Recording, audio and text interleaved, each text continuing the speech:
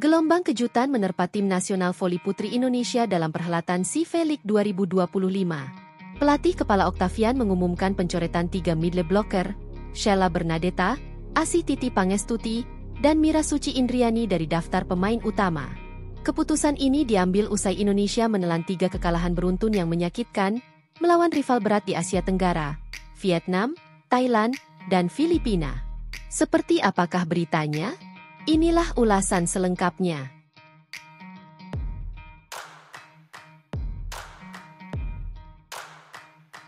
Turnamen SIFE League tahun ini seharusnya menjadi ajang pemanasan bagi skuad Garuda Putri menjelang Asian Games 2026. Namun kenyataan berkata lain. Dalam 3 pertandingan terakhir, Timnas Indonesia gagal menunjukkan taji. Indonesia versus Vietnam kalah telak 0-3, Indonesia versus Thailand kalah 1-3. Indonesia versus Filipina juga kalah 1-3. Meski sempat memberi perlawanan di laga ketiga melawan Filipina, inkonsistensi permainan di sektor tengah dianggap menjadi titik lemah fatal yang berulang. Serangan dari lawan terlalu mudah menembus blok, dan penguasaan bola kedua, second ball control, dinilai buruk. Dalam analisis pertandingan yang dirilis oleh PBVSI, sektor middle blocker yang diisi oleh Sheila, Asih, dan Miraci mencatatkan persentase keberhasilan blok di bawah 18%, jauh dari standar ideal internasional yang berkisar di angka 35-40%. Bahkan dalam laga melawan Thailand, Timnas hanya mencatat sedikit blok sukses dalam 3 set, salah satu catatan terburuk dalam beberapa tahun terakhir. Namun bukan hanya aspek teknis yang menjadi pertimbangan pencoretan. Octavian secara mengejutkan mengungkap bahwa ketiga pemain tersebut tidak disiplin secara taktik dan mengabaikan instruksi kapten tim, Megawati Hangestri. Dalam wawancara tertutup, Octavian menyampaikan penilaiannya secara terbuka.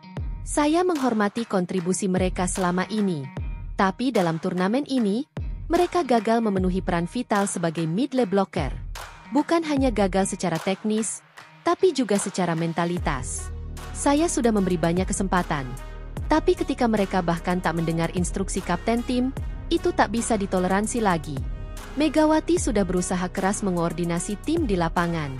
Tapi ketika 3 pemain utama justru berjalan sendiri dan kehilangan disiplin taktik, maka sebagai pelatih saya harus bertindak. Kapten tim Megawati Hangestri, yang dikenal luas sebagai oposit berhijab pertama Indonesia yang sukses menembus Liga Korea, belum memberikan pernyataan langsung kepada media.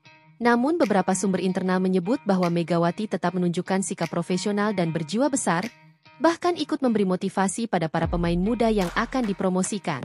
Keputusan ini tentu berdampak besar pada struktur tim. Dengan dicoretnya 3 middle blocker utama, tim kini akan memberi kepercayaan pada pemain muda. Pelatih fisik dan psikolog tim juga dikabarkan akan melakukan pendekatan khusus untuk memulihkan semangat kolektif skuad putri, menyusul efek psikologis dari pencoretan ini. Langkah Octavian ini menuai pro dan kontra. Di media sosial, tagar Timnas Voli sempat menduduki posisi teratas sejak pagi. Sebagian netizen mendukung tindakan tegas pelatih sebagai bentuk disiplin, sementara yang lain menyayangkan pencoretan dilakukan di tengah turnamen besar. SIFE League 2025 belum usai. Meski posisi Indonesia tak lagi di atas kertas untuk menjadi juara, namun pertandingan sisa akan menjadi momen pembuktian bagi regenerasi dan pembenahan tim. Keputusan Octavian bisa jadi awal dari kebangkitan atau justru memperdalam krisis. Yang pasti, mata publik ini tertuju pada satu sosok, Megawati Hangestri, sang kapten berhijab yang tetap berdiri di tengah badai. Di sisi lain, perjuangan Megawati Hangestri di Korea Selatan usai. Ia memutuskan kembali ke tanah air. Ini menggambarkan besarnya antusiasme terhadap kiprah pemain Indonesia di kancah internasional, khususnya di Korea Selatan. Megawati Hangestri baru saja pulang ke Indonesia usai 2 musim gemilang di Korea Selatan bersama Red Sparks. Meski belum lama menginjakan kaki di kampung halaman, publik Korea langsung menginginkan namanya diabadikan sebagai legenda klub. Hal ini didasari performa impresifnya yang menempatkan Mega sebagai salah satu pilar terpenting Red Sparks dalam 2 musim terakhir. Tak hanya menjadi top skor di babak reguler dan final, Megawati juga mengantarkan Red Sparks ke final V-League 2024-2025 untuk pertama kalinya dalam 13 tahun. Prestasinya bahkan disamakan dengan Madeleine Montano, pemain asing ikonik yang memperkuat Red Sparks dari 2009 hingga 2012. Mega kini siap memanggil nama Madeleine Montano, tulis media Korea Kyung Hyang, menggambarkan betapa tinggi apresiasi terhadap pemain berjuluk Megatron itu. Meski Red Sparks telah menawarkan perpanjangan kontrak, Megawati memilih kembali ke Indonesia. Namun warisannya tetap abadi. 2 gelar MVP dari KOFO, runner-up Hilik dan KOFO Cup, serta 1 gelar pramusim di Taiwan. Megawati juga dikenal sebagai pemain yang selalu konsisten menjaga performanya sepanjang musim, bahkan saat dijadwalkan padat. Ia terpilih sebagai Most Valuable Player alias pemain terbaik untuk putaran ketiga Liga Voli Korea 2024-2025. Megawati mendapatkan suara terbanyak bersama Andres Vilena, yang menjadi MVP putaran ketiga untuk kompetisi putra.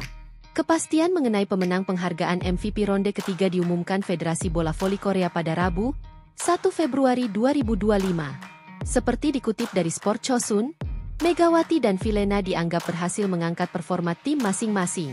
Soal Megawati, pemain jebolan Bank Jatim tersebut sedang menikmati tren 8 kemenangan beruntun bersama Daejeon Jungkwanjang Red Sparks.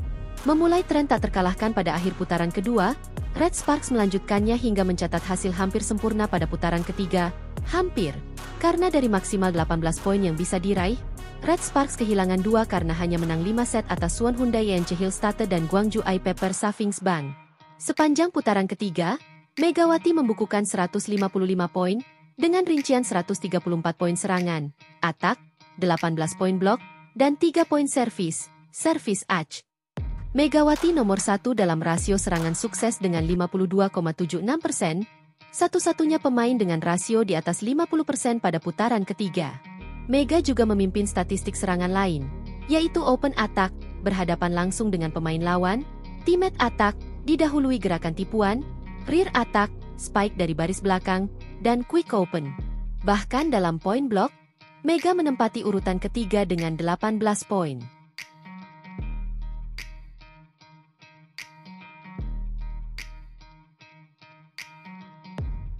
Pemain dengan tinggi 184 cm itu menjadi satu-satunya pemain bukan middle blocker yang masuk 13 besar.